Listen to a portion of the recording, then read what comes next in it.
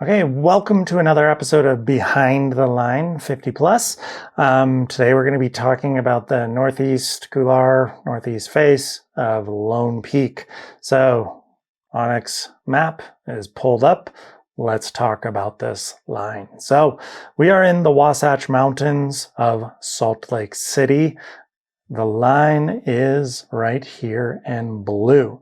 So first, I want to talk about the approach. So, right to the left of this map is Little Cottonwood Canyon. Up in the valley, the infamous Snowbird.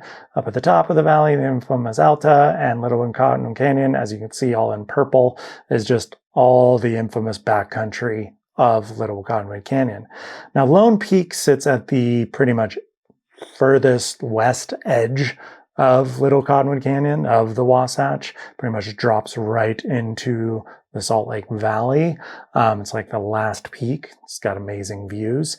You can approach it from Little Cottonwood Canyon, but in a certain way, the best approach is from the south. Now, I will say, this approach still isn't easy, not because of the hiking, but because of the parking. So the parking is a bit of an issue. There's a lot of construction going on. We were talking to a lot of people. It sounds like people have gotten tickets. There's a trail that supposedly is right about here. This is where it's mapped out to be. We had heard there was a higher trailhead. We parked around here. It's a little bit choose your own adventure. Find where it's legal to park. Maybe you have a friend there. I don't know. It says there's the Schoolhouse Spring Trailhead.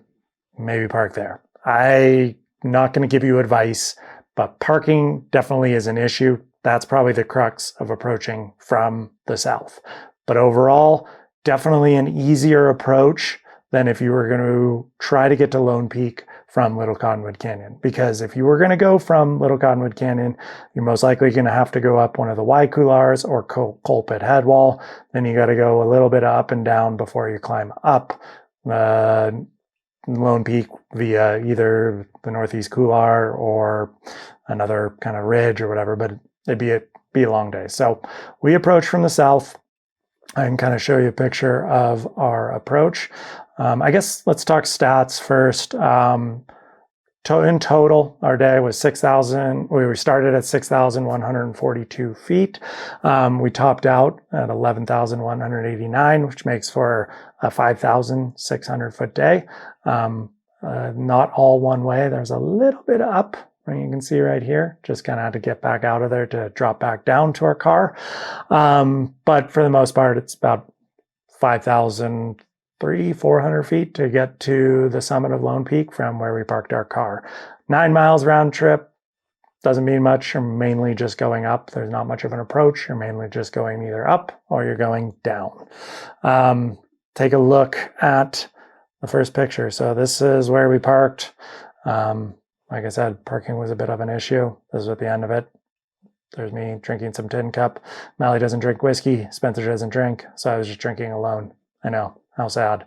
But this was after a 2-day heavy push. So I've had a sip of whiskey and I finally took a nap in my car at our parking spot. It was very needed because I'd slept about 5 hours in the last 48. So anyways, hiked in the dirt, shoes on, hiking up the south face. That's the only downside of hiking from the south. You're going to have shoes on because it's going to be melted out because it's south face. Here's a couple photos of what that looked like. Here was on the way up.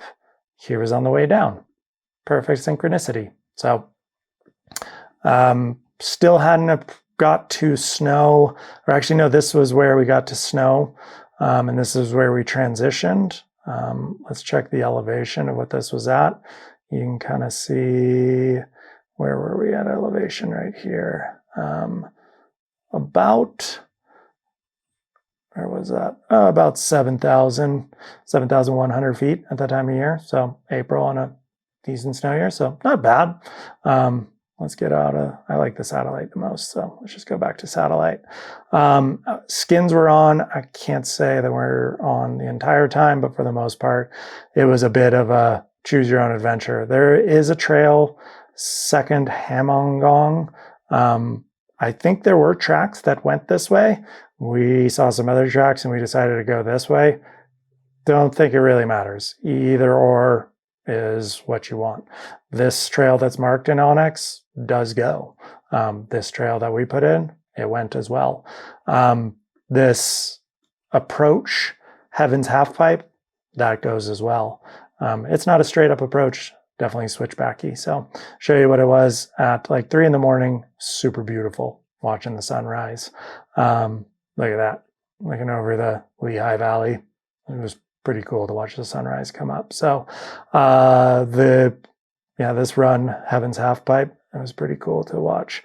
It was just a grind and we were very tired.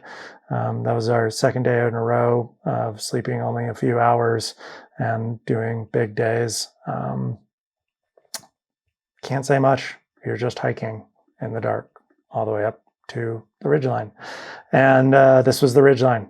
And you can actually see in this photo, there's cold fusion right there of Mount Timpanogos. So you're not far away from looking at Mount Timp. We didn't look at the last photo.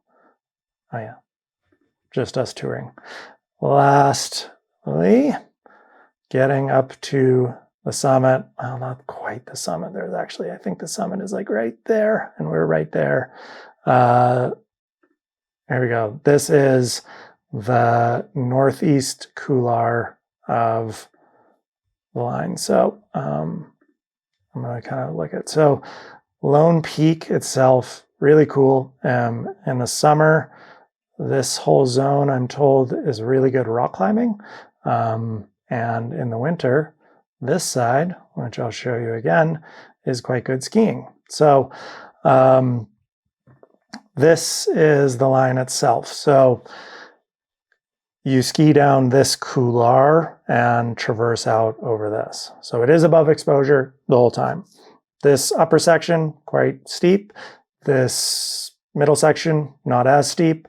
This section gets a little bit more steep and is above exposure. That's about it. Can't say anything more other than that. Again, I said it in the episode in the cut to. The number one thing is that this line is misnamed.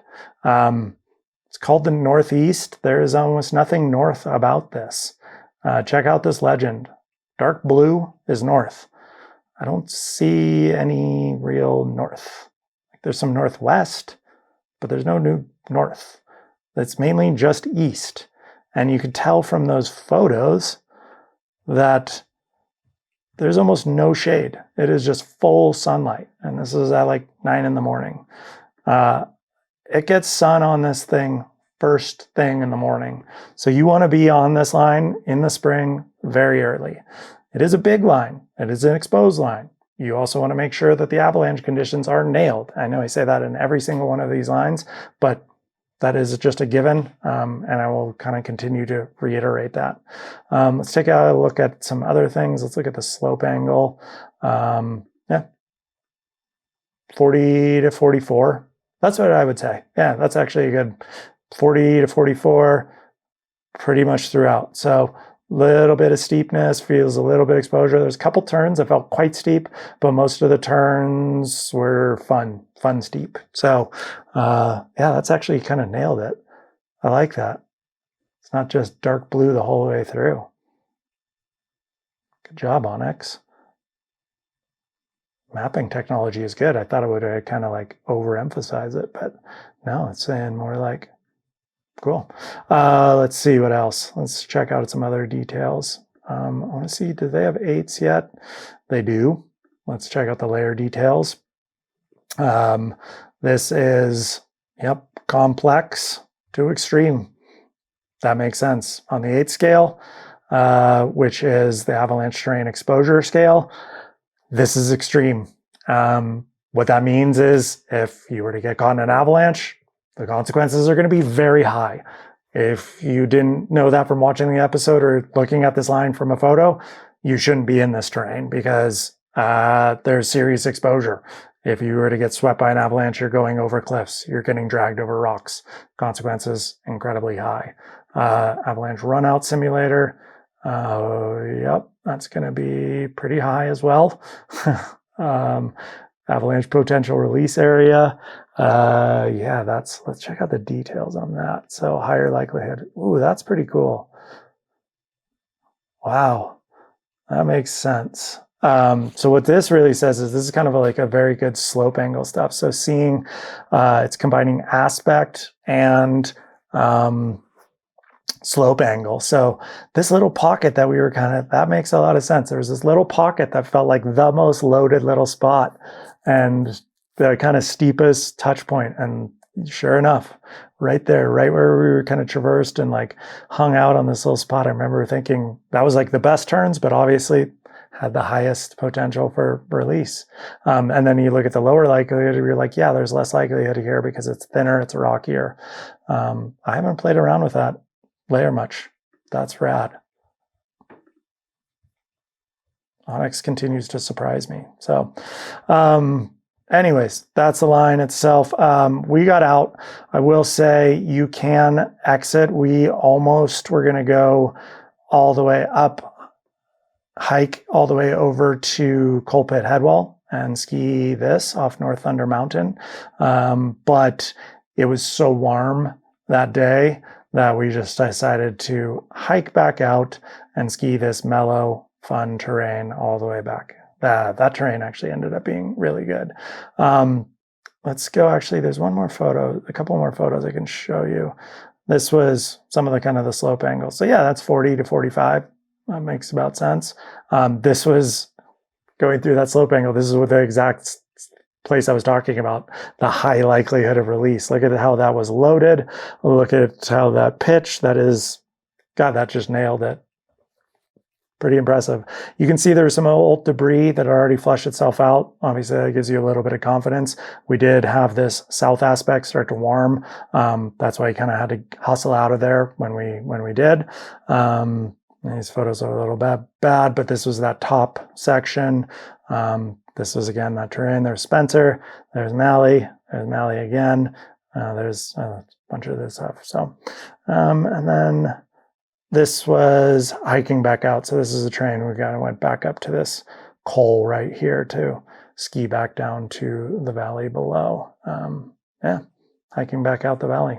So that is the northeast face of Lone Peak. Definitely a very good line. I think we called it a regional classic, not like a 50 classic or 100 classic view it. Didn't make my 50 plus list. It was fun. I really enjoyed it. I would ski it again. I would say it's definitely on the higher difficulty scale. I'd say it's higher on the danger scale. We want to be very, very cognizant of the conditions. You also want to be very confident in your skills. And you want to be very patient with when you ski that and very dialed with your approach and the weather and the Avi conditions. So, yeah, I really enjoyed the day. Getting on top of Lone Peak was really beautiful. Cool line. Stoked I did it. Have any questions? Ask below. Thanks for watching.